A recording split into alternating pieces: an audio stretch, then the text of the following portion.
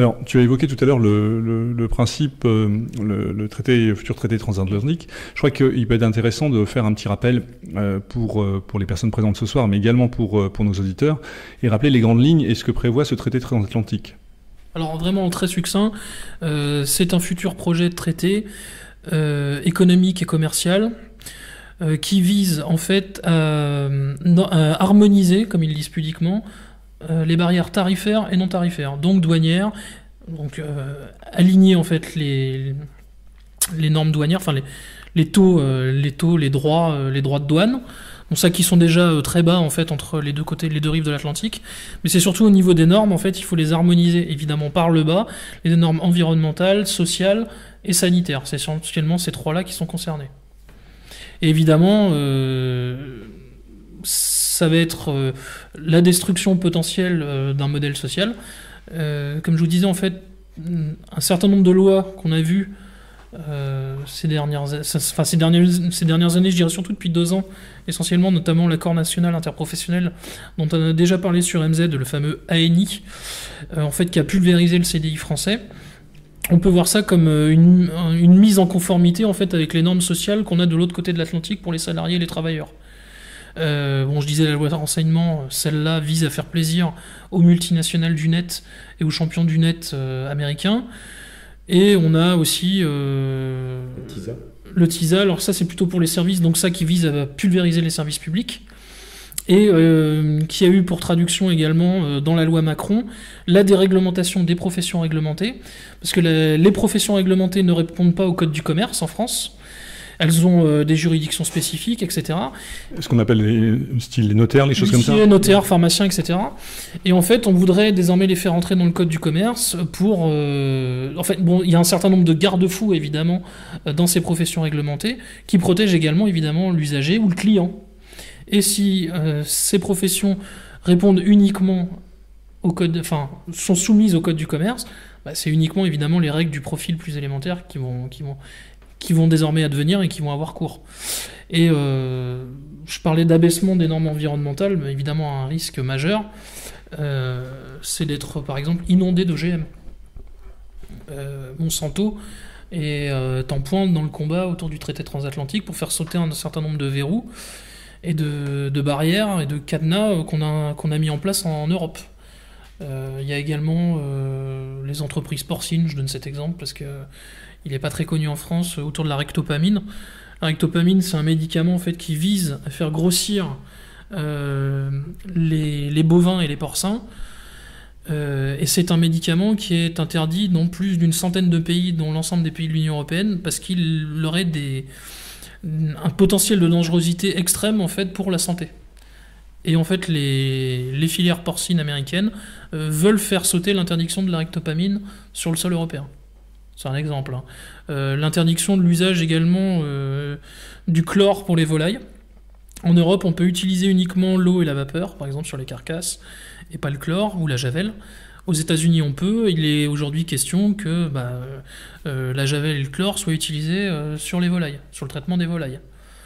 Et le dernier exemple qui a eu lieu ces derniers jours, c'est l'autorisation d'une trentaine de pesticides qui étaient interdits jusqu'alors sur le sol européen et qui notamment sont considérés comme des perturbateurs endocriniens très forts et qui vont désormais avoir la possibilité d'être commercialisés en fait dans le cadre de l'Union européenne. Et ça s'inscrit dans le cadre du traité transatlantique. Il y a quand même des choses qui sont particulièrement effrayantes là-dedans, parce qu'elles touchent au bien-être et à la santé de tout un chacun.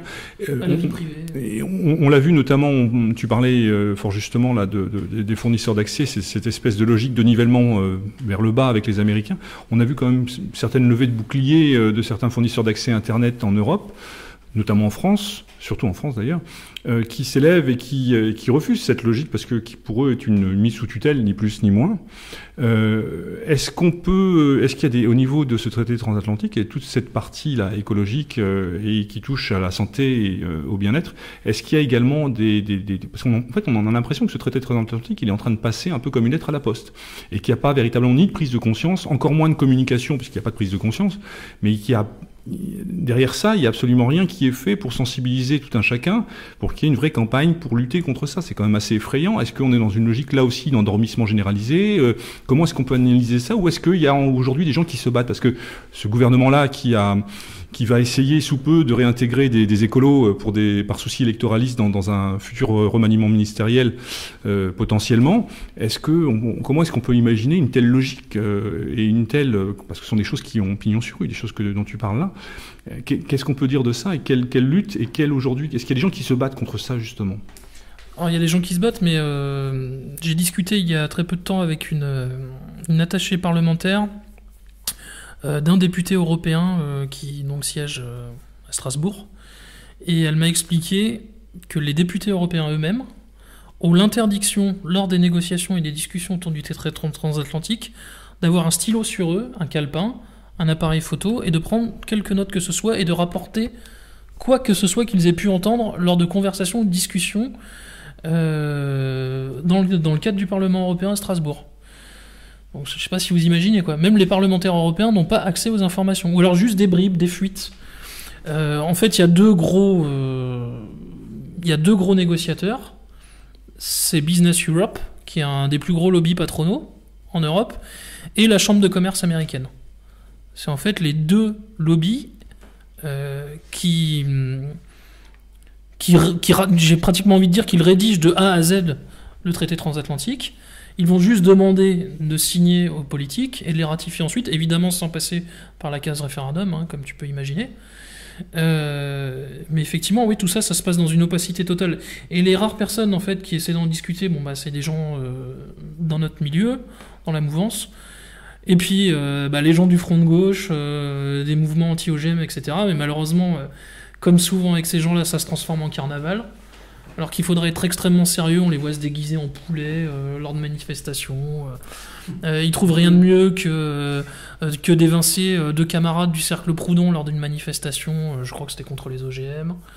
Comme je disais, de se déguiser en poulet. Enfin voilà, on tombe dans le carnavalesque et dans l'antifascisme d'opérette, comme d'habitude. Alors que voilà, s'il y a vraiment un sujet où il faudrait vraiment une cohésion, une harmonie, c'est vraiment le traité transatlantique, la lutte contre le TAFTA, quoi. Oui, comme au niveau de l'argumentaire et de l'information de tout à chacun, on peut citer le blog de Magali Pernin. Donc, contre la Cour. Voilà, contre la Cour. Magali Pernin est une juriste du sud de la France qui est intervenue par exemple l'année dernière au colloque du Grèce, un colloque que le Grèce avait consacré à l'Europe. C'est quelqu'un qui a des positions plus souverainistes sans doute que nous. Mais peu importe, parce que le blog est vraiment très bien fait. Elle a derrière elle une formation juridique en béton. Et globalement, elle se base pas sur des arguments partisans en tant que tels, même si elle a évidemment son point de vue hostile au traité. Mais elle s'appuie sur des lectures juridiques et le blog est vraiment très très bien fait. Un des derniers billets, par exemple, que j'ai pu lire ou qui donne plein d'arguments, c'est justement une analyse du mandat donné aux politiques qui négocient donc TISA, donc le traité sur les services. Et elle décompose ça. Et vraiment, elle l'alimente pas tous les jours, donc on a le temps aussi de prendre les billets, de les lire et de pouvoir s'informer. Voilà, donc contre la Cour de Magali Pernin. Je pense que chacun peut y aller, y jeter un petit coup d'œil et glaner des informations. Là aussi, le paradoxe de l'Internet, ça reste quand même un espace de liberté et d'expression. Ouais. C'est peut-être pour ça qu'ils veulent le verrouiller à ce point, d'ailleurs. Mais oui, pour parler de Magali Pernin, ou du TISA, c'est vrai que le TISA, c'est le pendant autour des services. Comme je le disais, effectivement, la notion de service public, avec le TISA, elle peut être totalement pulvérisée, puisqu'on va estimer que c'est une atteinte à la concurrence libre et non faussée. Donc on maquillera ça derrière des missions d'intérêt général, mais on ouvrira à la concurrence, on libéralisera et on privatisera, on déréglementera et on dérégularisera. Je pense qu'on peut dire dérégulariser, je crois, déréguler, pardon. On pourra déréguler un certain nombre de secteurs publics. Quand on voit ce qui se passe avec le réseau ferroviaire, par exemple en Grande-Bretagne, ou avec l'électricité en Californie, On a le droit d'émettre quelques doutes. Hein. Pour ce qui est du réseau ferré en France, c'est un peu la même chose. On voit aujourd'hui, il y a un peu des levées de boucliers. Là, la SNCF est en pointe pour la fermeture de nombreuses gares et on est là aussi dans une logique de désertification des régions. Oui, ce qui est encore plus drôle, c'est qu'ils osent parler d'aménagement du territoire, alors qu'en fait, ils ferment systématiquement tous les services publics qui créent du lien social. Ça va de la poste en passant par la petite trésorerie, en passant par un hôpital qui est à quelques kilomètres. Désormais, on est obligé de faire une soixantaine de bornes dans certains lieux pour avoir le premier hôpital, la première maternité. Donc voilà, il n'y a plus d'aménagement du territoire. En fait, on est en train d'organiser la désertification rurale, en tout cas de l'accentuer et de l'accélérer. Tout ça dans la logique, justement, des super-régions et des grandes métropoles, des métropoles. Ça aussi, ça a un sens, finalement. On peut mettre en relation justement cette réforme des régions par rapport à... les choses n'arrivent pas par hasard. Tout ça a un sens. Je pense qu'il est impossible de déconnecter tous ces éléments-là. Ils s'imbriquent très bien. Tout s'imbrique l'un dans l'autre. Il y a une logique terrible, je trouve.